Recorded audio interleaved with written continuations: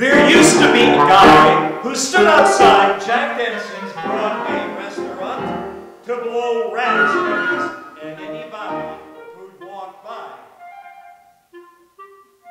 A gent in a suit would walk by, and he'd go.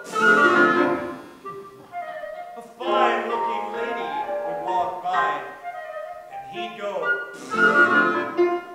Even an old woman with a cane would hobble by him, and he'd go. There you are. Sometimes he knew their names.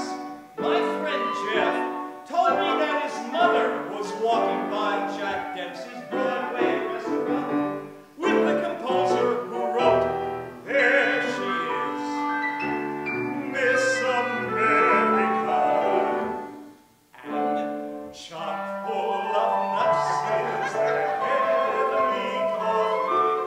And this raspberry guy shouted, "Myra Kay and Bernie Wayne, the big band leader." They could be white, and he'd go. They could be black, and he'd go. He didn't discriminate. We were all equal. Fred, Betty, Yusuf, everybody.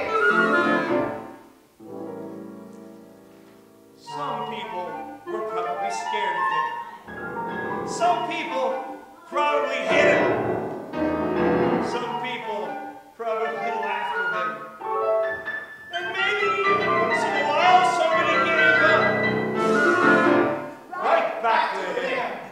I don't know what the police did about it, but he stood outside Jack Dempsey's Broadway restaurant quite a long time and was locally well known.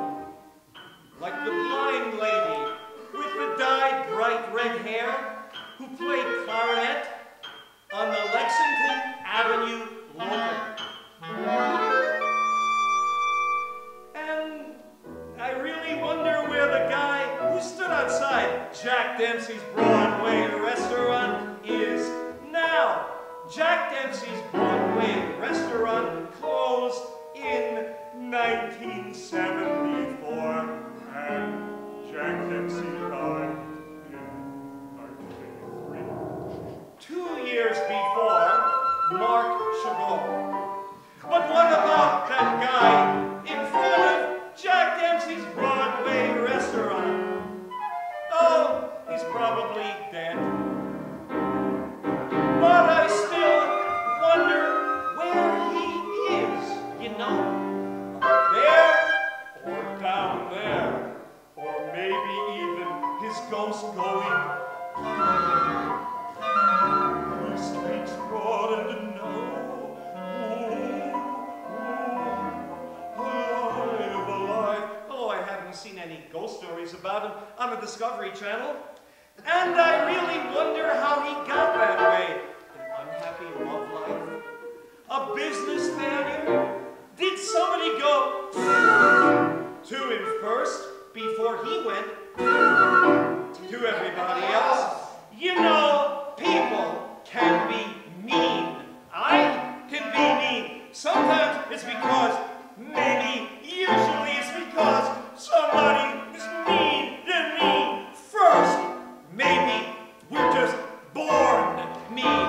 Like Ralph Cramden said about his mother-in-law.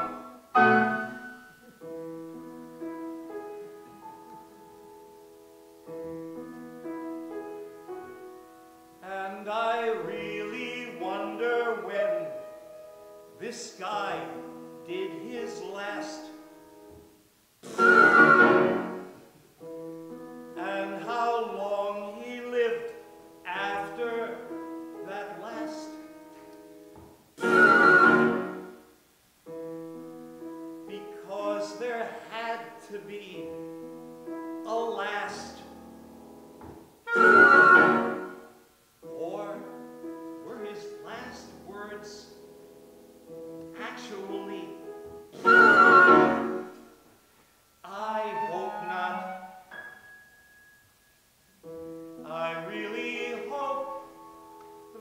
somebody in this world or the next world hugged him and called him by name and said, I love you very much, so you don't have to go.